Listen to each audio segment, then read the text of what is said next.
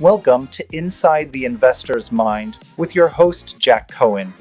In this episode, we sit down with Abhinav Gupta, venture partner at Riceberg Ventures, who has evaluated over 750 startups across the US, India, and Europe. With deep expertise in MedTech, SpaceTech, ClimateTech, and frontier innovation, Abhinav shares what he looks for in bold founders and how timing, clarity, and execution drive success. Okay, well, welcome everybody to the iCFO Capital Global September 2025 Virtual Expo and this month's edition of Inside the Investor's Mind, where we invite seasoned investors to share their knowledge and experience with entrepreneurs. My name is Jack Cohen, and I'm a partner at iCFO Capital in La Jolla, and I'm your host and moderator for today. For our clients and those who are thinking about becoming our clients at iCFO Capital Global, you'll gain a dedicated partner committed to helping your early stage company succeed. We combine our expertise in finance, capital markets, and investor relations to provide you with the comprehensive support throughout the funding process that you're trying to raise. Our goal is to increase your chances of securing the capital that you need to fuel the growth and achieve your business objectives. And now for today's session, before I begin, I want to thank Alejandra, who's in the background along with her support staff in producing today's event. So thank you very much. Without her able-bodied help, this would never be possible. So thank you.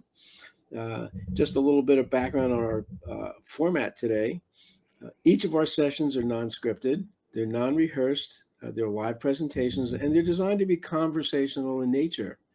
Our guest investors have not been given a specific set of questions beforehand, other than some questions on their background. And the purpose here is to do a deep dive into questions as they develop in our conversation.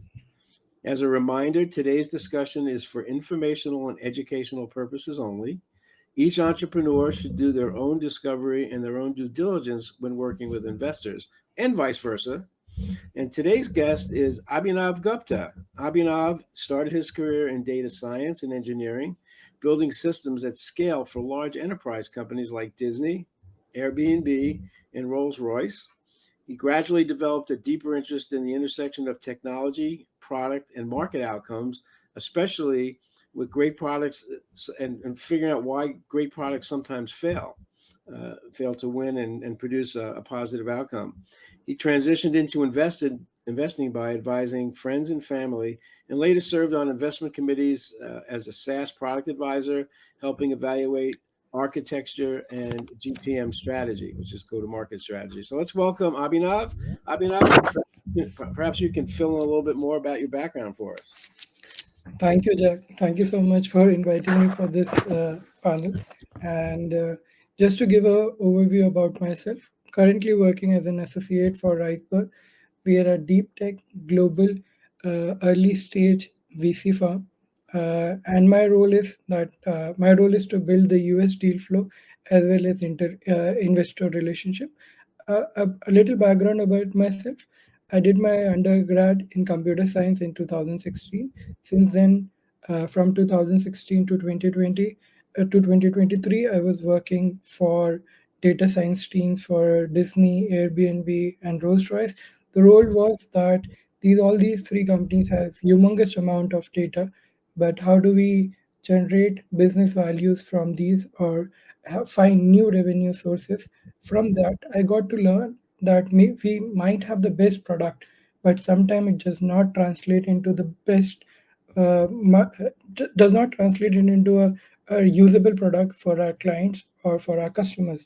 So during those interactions, I always wanted to learn, rather than building the best product, what will be or the product with the best features. I was interested what is the requirement of the market and what are the features or what are the development tools which we should bring to the market that help us increase our approachability as well as stickiness in front of our customers. And if we are talking about our clients, how do we build a stickiness so that our clients are able to achieve their goals faster? Talking about second things, this got me into investing. I was just interested in evaluating products. Coming from India, I was in Bangalore kind of sister place for Silicon Valley, and I used to just evaluate startups for multiple companies which were up and coming. That led me into helping friends and family towards their angel deals, and that slowly moved into multiple roles across as a SaaS advisor or investment committee expert for Indian angel syndicates as well as few US companies. And now, and in the short time, like during a friend of mine was building a Singapore-based VC-focused YouTube podcast channel, so help in the research part. And so overall for 4.5 to 5 years I've been we associate and venture partners just to help and add value from a different point of view. And overall in last 5 years I've evaluated somewhere around 750 to 800 companies Wow. across multiple sectors. So happy to be here, and it's a learning experience for me too, Jack. Thank you. Well, I've got three questions right off the bat from Sure. from your introduction. There's a Mhm. wealth of information here. But Mhm. so you mentioned the term deep tech. You have an interest in deep tech. How Mhm. do you define deep tech? And what do you So, find interesting about deep tech? so it's also a revolving definition for me also. I used to understand deep tech from two point of view. One was deep tech in software, where we are talking about foundational levels, like we can say LLMs, or the underlying technology GPT plus compute silicon chips. That is deep tech in the space of software. But when we are talking about deep tech as a whole, it encompasses almost every technology wherever there is a scope of scientific breakthrough. It could be climate tech. Climate tech is a subset of deep tech, or life sciences breakthroughs. For example, someone is developing a product, someone is developing a new medicine or new infra to scan cancer patients or all cancer, or how do we evaluate those things. So deep tech as a whole, I would say, it is where scientific breakthroughs are happening when we talk about in the larger sense. And if we are talking about in the sense of, say, software, or in the current day and age of AI, or Gen AI, the the people who are working on the foundational level, or say for example increasing the compute efficiency, that could also constitute as deep tech, but in the software space. Great. Okay. And then you mentioned something about an interest in why products fail. So this is a two-parter. Okay. Mhm. So when you look at companies, maybe you can identify some of the reasons why products and companies fail. And then have you ever come across a product that was on the verge of failing that you were able to resurrect and bring it to market so that it eventually did become a product or a service that brought revenue in for the entrepreneur? So I'll give you an example about when I was working for Disney and around COVID. So we were building a product where it was more of a, how do we how do I frame it, uh, a service where we were going to provide a particular uh, focused marketing for the people who are interested in a particular space. For example, our job was to have more people visiting theme parks, Disney theme parks. So we built a product, and it was almost perfect. Like the development parts was so perfect that we felt like we built the best product. But what really happened is that COVID happened. Okay, and we were not able to move in that direction. That rather than focusing on product, rather focusing on marketing, we should have focused on how do we make our theme parks better. And then it led me to have a counter opinion or contradictory viewpoint, that do we have questioned our assumptions enough, and we have come up to the right product that the market need that product, or it's just a good to have product. And during my multiple discussion with the founders, this is one of the foundational question, that the solution which you are trying to build or are trying to bring it into the market, how uh, relevant it is for the people or your customer profile, that whether it solves a good to have problem or a bigger pain point, that it can save that uh, having this product, there's a there's not just a 10-20% delta, there is 1 to 4x efficiency increment that happens while we have the product in the market. Great. So so now you raise another question. Another question. Okay. Okay. So you look at companies and products and services that are being developed, and you're investing in them. Okay, and Mhm. then every single project, I don't care how successful the project is, at some point runs into some unanticipated event that slows them down, and in some cases it'll shut them down. But what's your advice to entrepreneurs who are sailing along, meeting their milestones, and all of a sudden, they hit some wall? The event could be something of their own doing, or it could be an external event. But as far as having to cope with investors, what would you advise entrepreneurs to do when it comes to working with investors and when they hit a wall? What advice would you give them? So this is a common advice, or this is a common phenomena that almost all the successful companies which we see, the giants which we see they are here in the market, have gone through this phase one or twice or even thrice in their life, where they were at the brink of the end. Like they could have shut down within a week or a month. There, it all depends on the founding team, their grit, their mental toughness, and also understanding the stamina. I've gone through the use cases where I have invested in a company. 6 months down the line, their CTO resigned, and the founder had to work around to build the product, and the founder did not come from a technical background. So how do you navigate those things? Do you have the right people in the in your mindset or the universe or horizon where you can channel them?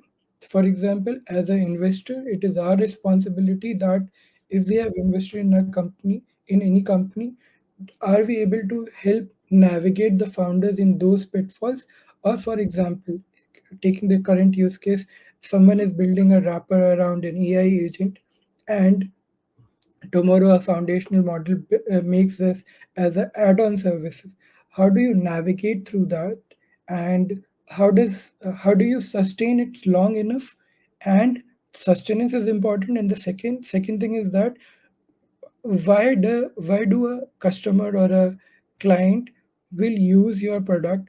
Because as a founder or as an early stage company, your product would not be the best solution you are building, and might not cover almost all the scenarios. So you have to have an internal conversation, could be within the founder's mindset or within the founding team, plus use your advisors, investors, to ask those hard questions, that why we are relevant tomorrow. If you can ask this question and execute at a speed where you become relevant for next 6 months, 1 year, I think so you come across or come out of the valley of death, and there is another, you have another phase to live or fight. I think the real question I was asking was, how early, in the process when an entrepreneur hits the wall, when they run into something that's unexpected or something that will upend their schedule of meeting milestones. How early, when that recognition happens, when they decide that there's a problem, how early should they let their investors know that there's an issue? I would say when what you have internally, uh, 1 minute, when you have thought about that, okay, this is the direction it should be going, and you see that after doing everything correct from your side, development is done, execution is done, but you're not able to see the results. So maybe it could be that you are a subject matter in this particular industry, but there could be a time that someone has already tried those things, or are you, do you have that understanding, or you can learn from someone else's experience. So I can give you a live experience. I evaluated a company like 3 years ago, and one of the company we where I have invested also 2 years ago. So they were building a product which could be a direct competitor to them, and they mention it in their like, we are building in this space. So I just recommended to them that, hey, this you could, sorry, you could be an indirect competitor in this particular space. You better have a view about what they have done good, what they have done bad, and how do you navigate in that space. So that is the thing. I would say the earlier you have someone to bounce off those ideas, and like I have done that multiple time with few of my investment, that I'm open to, if you want to bounce off ideas, I'm there to talk about it. Yeah. So and that's that's another follow up question is as an investor, are you a hands on? How much of a hands on approach do you take? What do what do you tell your the folks that you're investing in as far as your relationship? Are you looking for entrepreneurs where they want or they would be receptive to advice from the investor?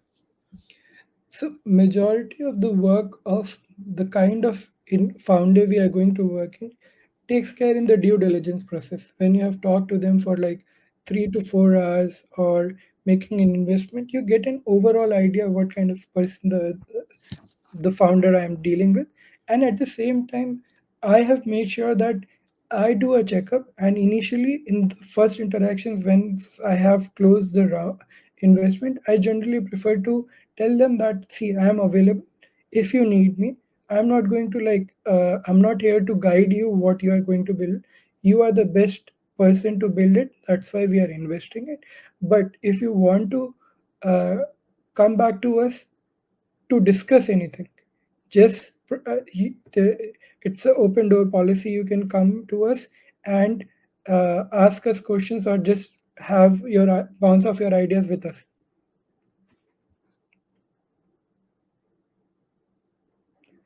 Jack, I'm not able to hear you. I think so you're on mute. Is that better? Yeah, better. There. Yeah, I must have hit the mute button somewhere. Got my hands off the mouse. So, in our conversation the other day, when we were introduced, you mentioned something about defensible products and services. Talk about what you mean by defensible products and services, because this is something that every entrepreneur has to face when they start a project. They're going to look at their place in the market, how viable that product is, and all those things that are associated with TAM and SAM and so on. But what's your definition of a defensible product or service? uh, when I talk about defensibility, I'm talking about whether the product has actual uh, foundations to become a moat. For example, a founder has spent enough time to understand the pain points of the current system that we are in. For example, you're able to identify that, okay, there is a gap, and you are knowledgeable enough to understand that gap, but you have to also understand why that gap actually exists. Okay. So if you have that understanding that XYZ exists because of this, or these are the five reasons which which I feel is the cause of this gap, and I'm working on the first one or two. Slowly, I'll build and cover, my product will cover all the five things. That is what I mean by defensibility of a product or services.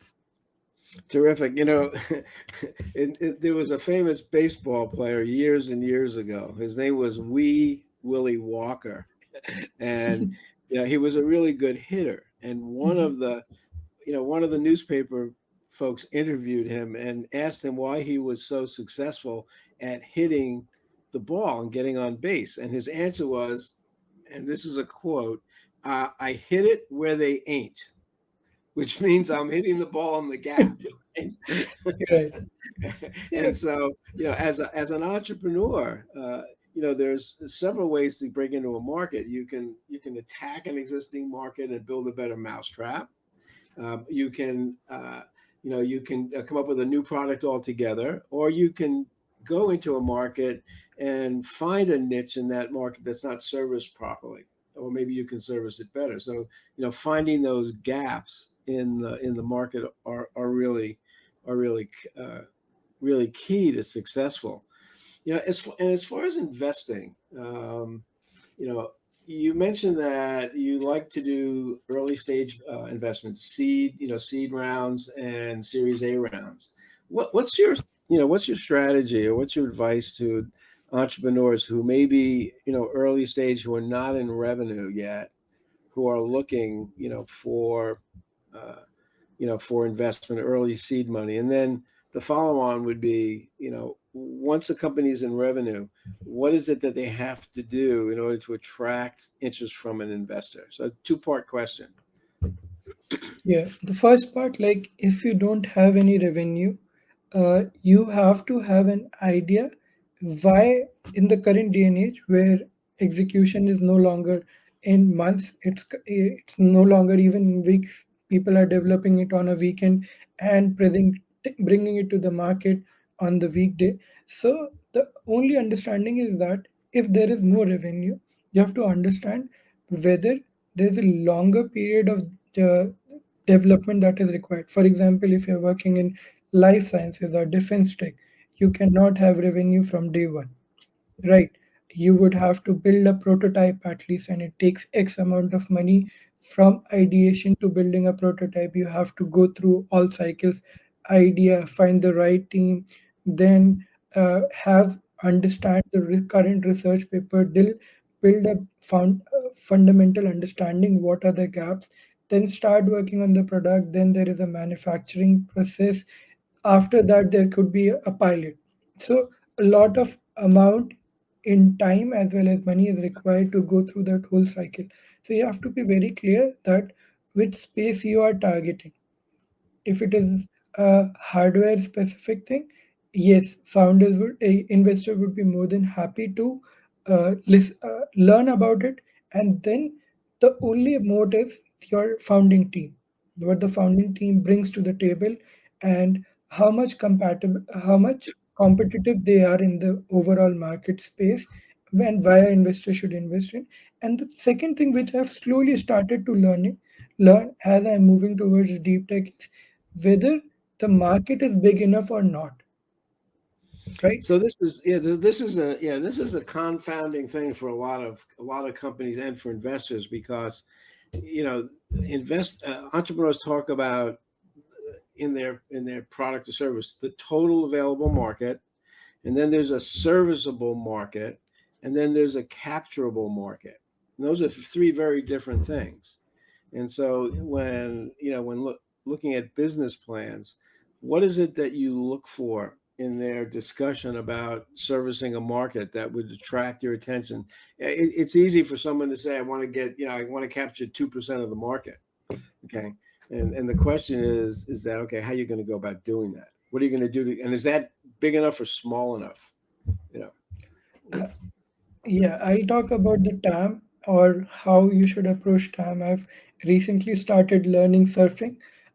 So I met a very renowned angel investor and a venture partner in multiple funds, Bill Tai. He said that uh, while surfing, it is very important to catch the wave. So if you are ahead of the wave, even if you are not the best surfer, you will be able to ride the wave.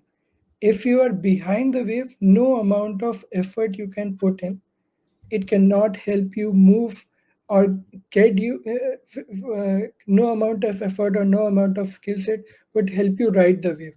And the best value that can be generated in is that the wave is there. You are the best skilled person to ride the wave.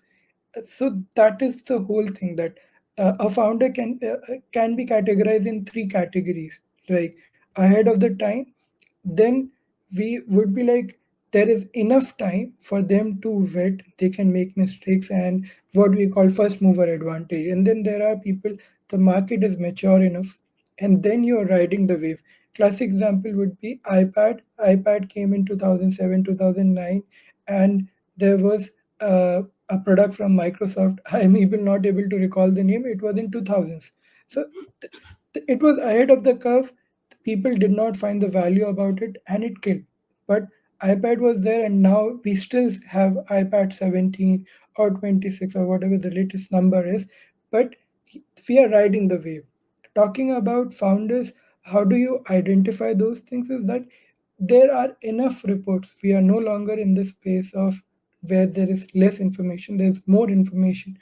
Like even doing a normal chat GPT search or perplexity search, you're able to understand what is the growth prospect looks like in that particular space. One of the things that I noticed, because I see a lot of, I see a lot of pitch decks from, Mhm. from people looking for money. One of the things I notice is there really isn't an in-depth study of the market, uh, real dissection of how big the market that they're looking into. And then the other thing that's lacking in a lot of presentations from early stage, especially early stage companies, is an understanding of what they're going to do to capture that market uh, when they get there. That seems to be an item that's lacking. And then the last point is that when people look at presenting their business plan and they put pro forma numbers out, one of the things I notice is and I want you to critique this statement for me, okay, for our guests is, I intend to reach profitability in 6 months or a year. Okay, what's wrong with that statement in your view? Because I have my own ideas about what's wrong with that statement, but I'd like to hear what you think is wrong with that statement. You are much more experienced than me. I would like for you to share first, then I'll go ahead with my.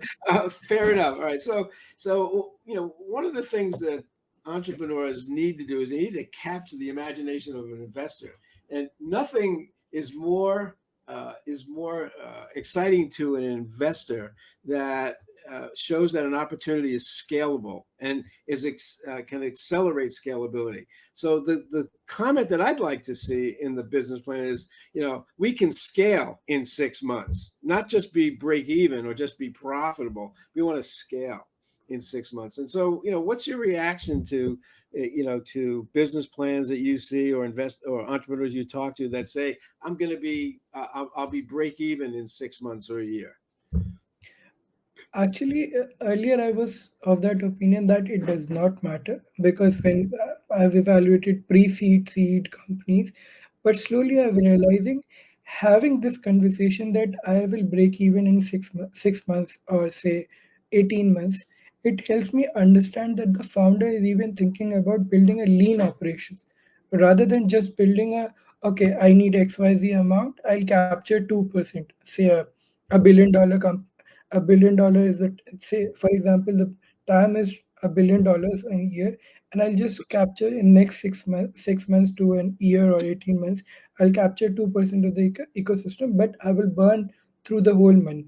So what it tells me is that the, the founder has thought about sequentially that how does he proceed in that space, that in 6 months there is a vision of break evenality or profitability, that, and from there you can just ask those questions. Okay, why do you think that 2% is so achievable in next 6 months, and what is the plan for next five customers? If they have the first 5 10 customers, you can just directly talk to them and see how is the product being accepted by the users.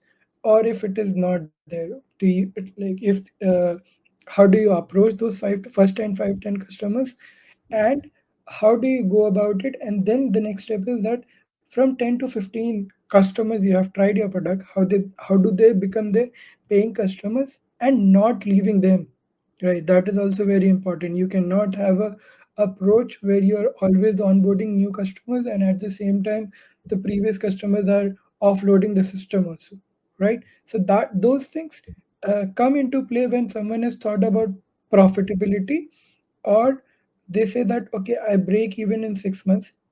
As an investor like yourself, also, the targets which have been mentioned, like 6 months, might take 18 months to achieve. But having those uh, overview and to have that approach in that direction is also very important. It seems that once a startup early stage company develops their MVP and they're ready to go to market, I think what you're addressing is something that we don't really measure, but maybe we should, is the traction to burn rate ratio, because that really identifies how efficient an organization is using the revenue resources and the investment dollars that are coming into the company. What's your thought about that? Yeah, you have been absolutely spot on this aspect, that we have to measure the amount being burned to generate the new revenue, and in that space, uh, it is also good to have that idea that we are not focusing on too many different customer profiles. Okay.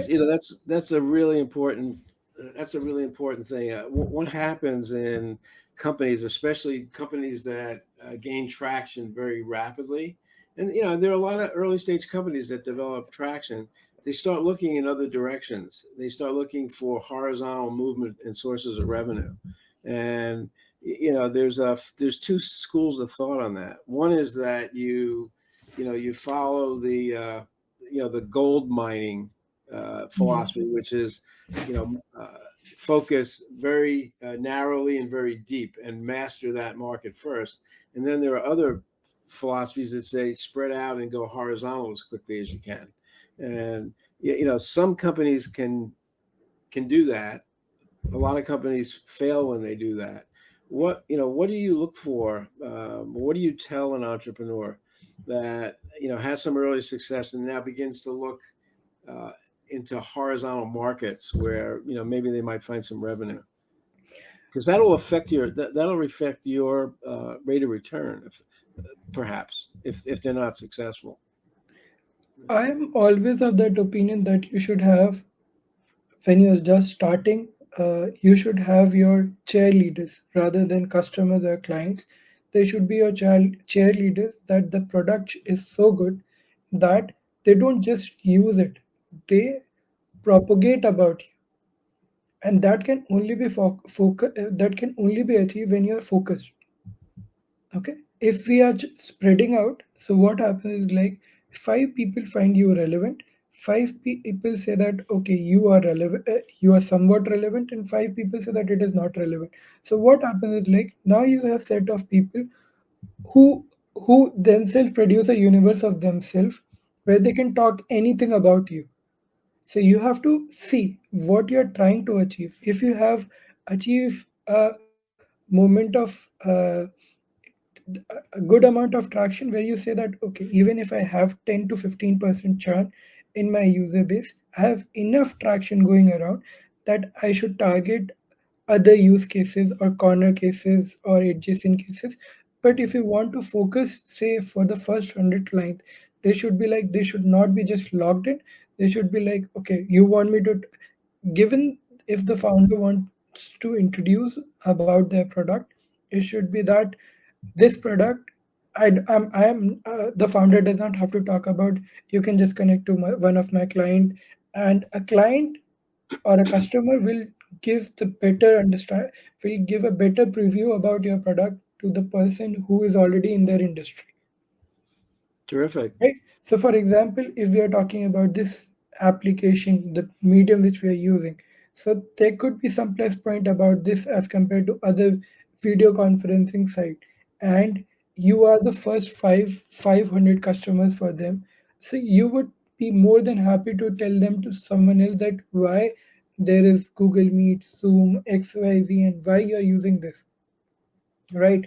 As compared to founder saying that we have built that, because you come from a user point of view, not from a founder point of view. If we have built that, we are trying to build that, you would be think, I use this and my work is resolved. I can do 10 more things using this product. So from that point of view, if you can generate your cheerleaders for yourself, then you can go about go ver- go horizontal, go vertical, then you can go horizontal, and then you also see that. And at the same time, initially all the sales or marketing approach would be founder driven. So we have to see that what is the bandwidth the founder. If the founder is completely absorbed in sales, the other things will take a back seat. So we have to see if he's targeting or she's targeting five different customer profiles. How could you deliver the best? How could you develop your cheerleaders in five customer profiles? If that is possible, then you should target it. But otherwise, build one uh, um, biggest moat in that particular space, and then we can move around next use cases. Yeah, this is something that few companies really do. Is they especially early stage companies, and they learn it along the way, I would guess. But what happens is that early stage companies generally have a tough time focusing in on the ideal customer. What does that customer profile look like? Who is the person that is, who is the what level of the business are they are that makes a decision? Who else is involved in decisions?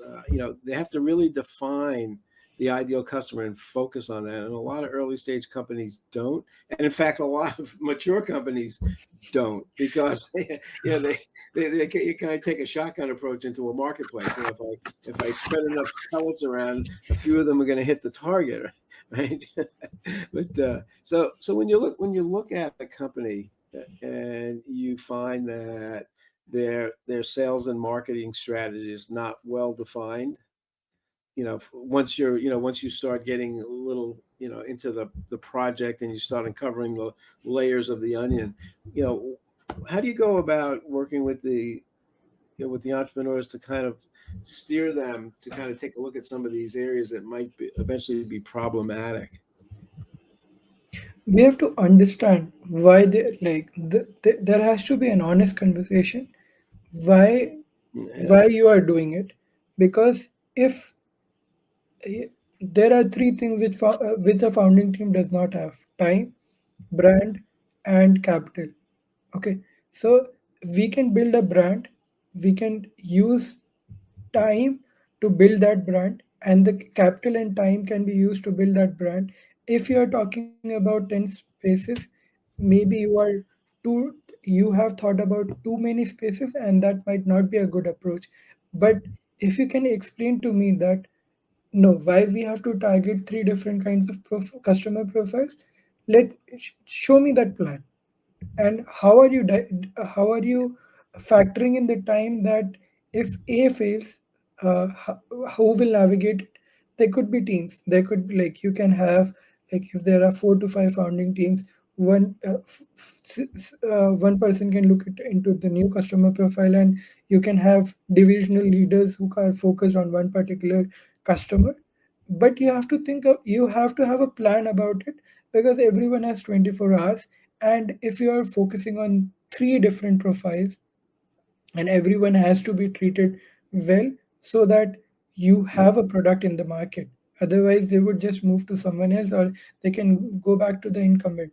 Because the incumbent, there is one thing, that they might not have the best product, but the thing is that they are very reliable. They have a sales team which might be a customer team that might be bigger than the founding team, or the startup which we are working in. So you have to think in that direction, that how do we do things differently.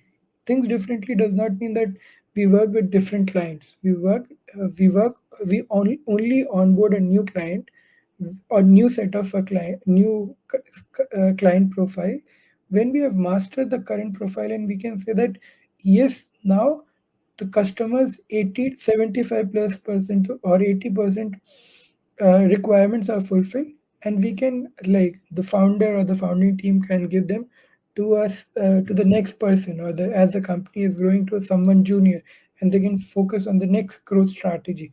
But if the first set of users are not logged in, it becomes very tough to have a base.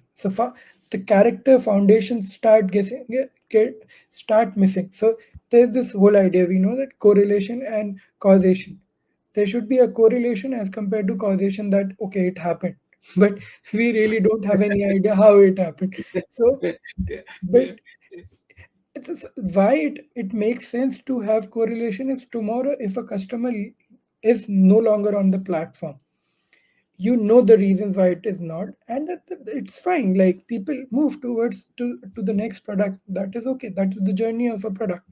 It's funny you say that. You look at uh, causation and correlation, and one of the classic, one of the classic examples of misdirection or not understanding causation and correlation was during polio, way back, in 40s and 50s.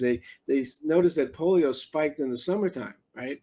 And they also noticed that ice cream sales you know, spiked in the summertime. And it turned out that there was correlation. Okay, they both spiked in the summertime, but there was no causation there. And it turned out that the interesting correlation, the real one, was water, being in the water, where viruses are transmutable. So you can misinterpret a lot of metrics here, and which leads me down to my next question is what are let's say three top metrics that you like to use when you are having your follow-up meetings with investors, as their project progresses once they're funded. And then I'm going to have a follow-up on maybe two or three red flags that you would look for.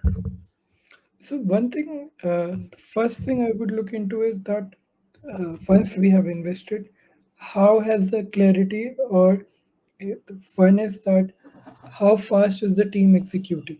So you have the capital, we have invested, you have closed the round. So there are set uh, milestones which you have to achieve, or you plan to achieve with that capital. How has the clarity increased? Are you hiring new folks to improve the execution speed? That happens. And at the same time, what is the narrative ownership? For example, narrative ownership is that once we have closed the round, now you're working towards acquiring new customers, or enhancing the features so that you can go out and uh, reach to the customers in a better way, or make the product more sticky. And do we see that thought translating into actions or into the matrix? That is one thing which we I would like to have. About the red flags, red flags is like there is a plan, there is execution, but there are no feedbacks. I have invested in a company in personal capacity where whenever I go back and I ask for a feedback, then there is a feedback within a 248 hours to 72 hours delay. So it looks it is one of the biggest red flags. Or for example, I am able to find a competitor doing great, and I ask for a feedback, are you aware about your competitor? And they're like, oh, let me look into it. My job is to look into multiple spaces. I will be looking at it from a holistic point of view. But if you are in the trenches and you don't know what your counterpart or your competitors are building, then it's one of the biggest red flag that you don't know what is happening in your space. Yeah, there's an old saying that money hides mistakes. Yeah. And what I mean by that, I'm sure people that are listening in will probably understand this, but you could have a company that's moving right along, and their revenue is growing.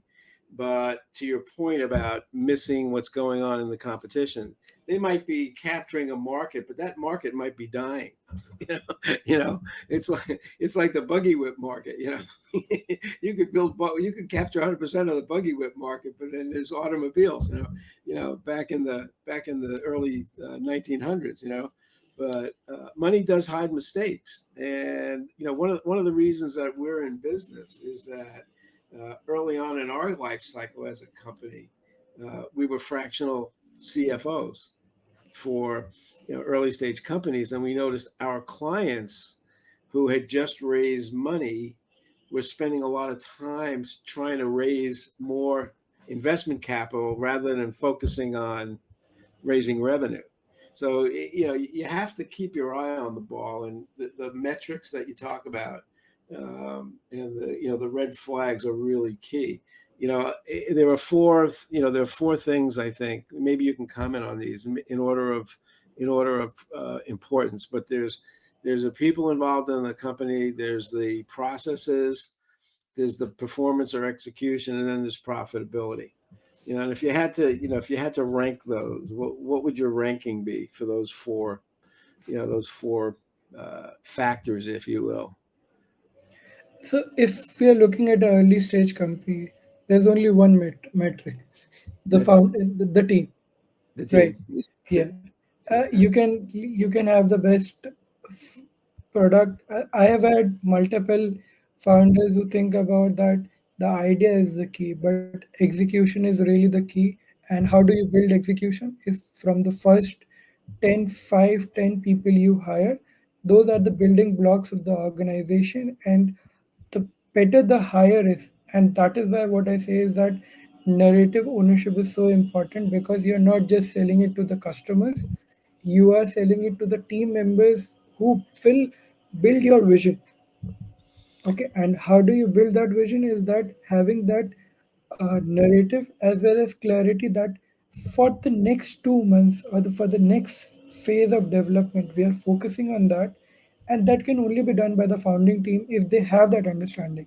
Then the execution is the key. And can you repeat the other two? I completely forgot those two. So there were the people that are involved, the processes that you put in place in your business. How does your business run?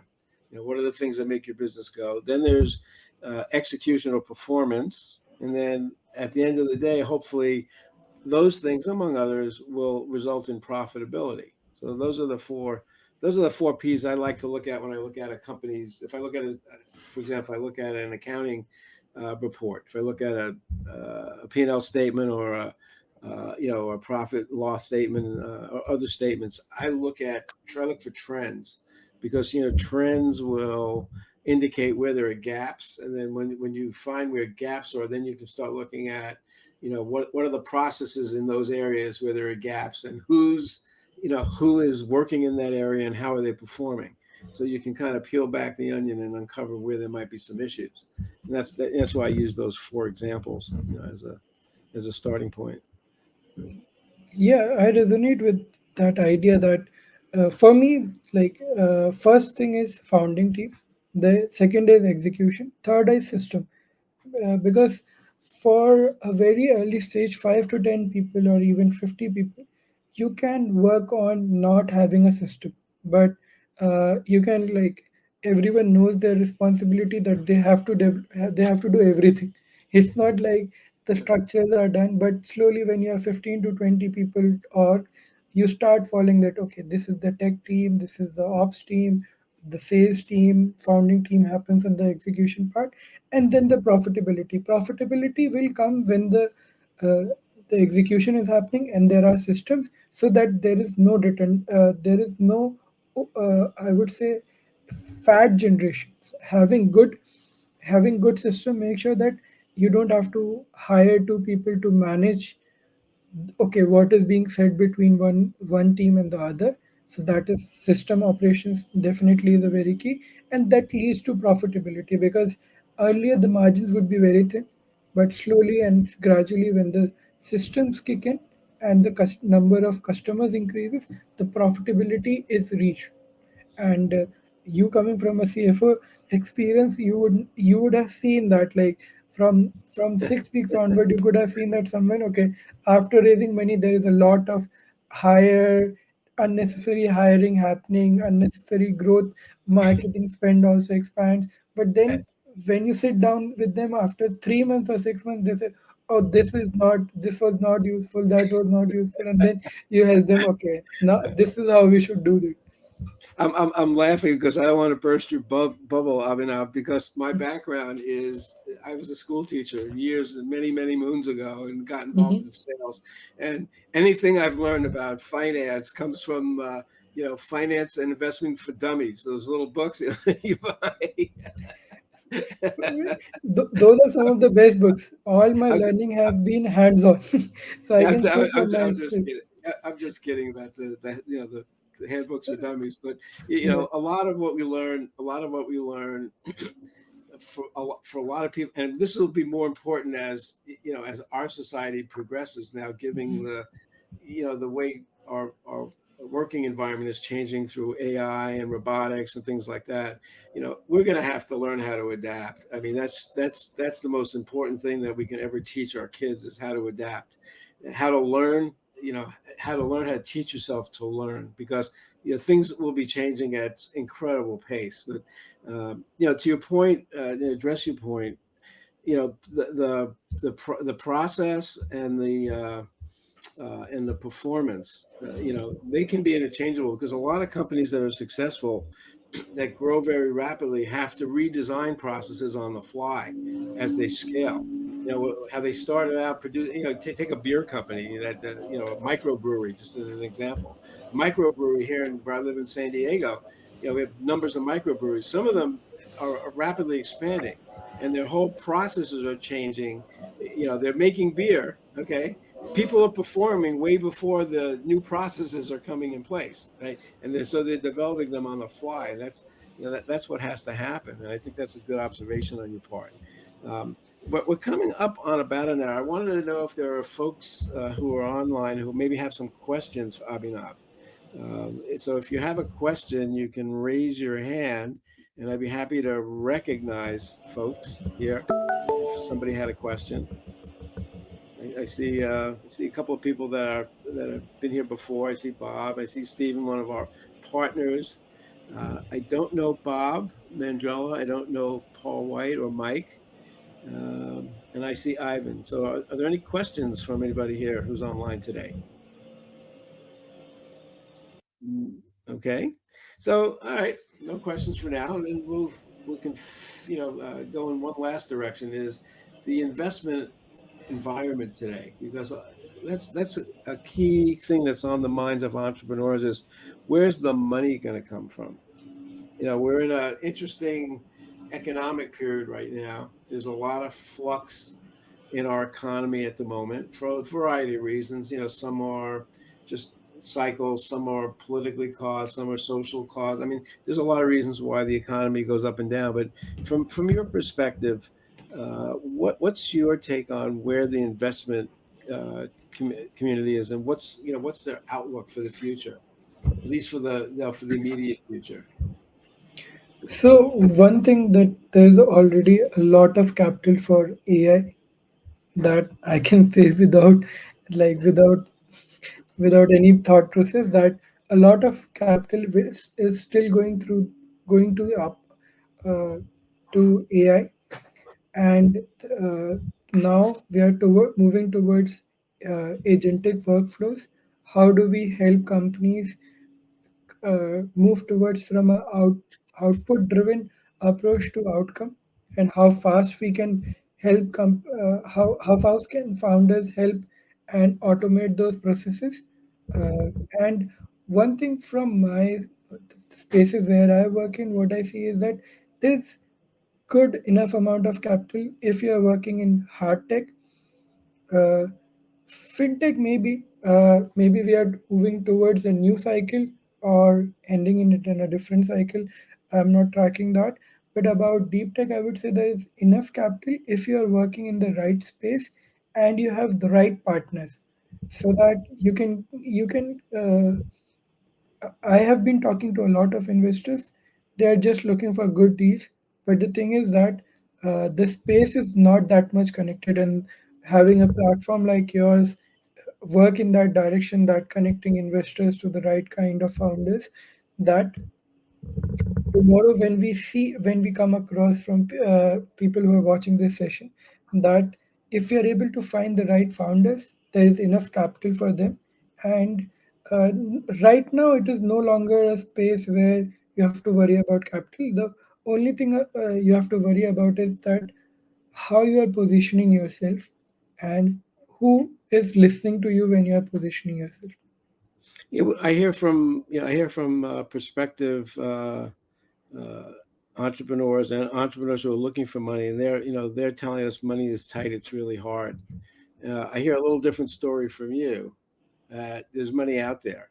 So, where do you think the disconnect might be in that? The disconnect is in that a lot of money is going into AI. So the AI, thing is, AI. yeah, yeah, a lot of money is going into AI, and what is happening is that this amount of noise has increased substantially. So what is happening is a lot of people are just waiting for it to clear before they can think about that. Oh, okay, this model works.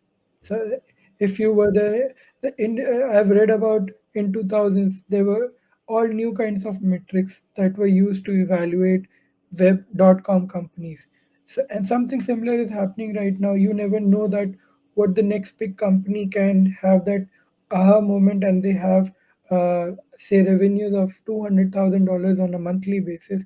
So that is the issue with right now. And on top of that, having these companies having vibe coding as a norm right now, what it becomes very tough for investors to how do we evaluate them, or we can see there is traction where we can see they are profitable, they are making money, but the long term vision is not there.